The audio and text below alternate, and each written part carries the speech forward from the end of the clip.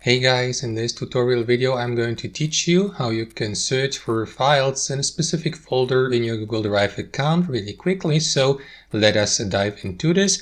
So as you can see, we're inside my account on my drive and I created that folder here just for demonstration purposes. So guys, if you'd like to narrow down the search and look for a specific file in a specific folder, all you need to do is click on that search bar here at the top, and after that click on that advanced search icon here to the right.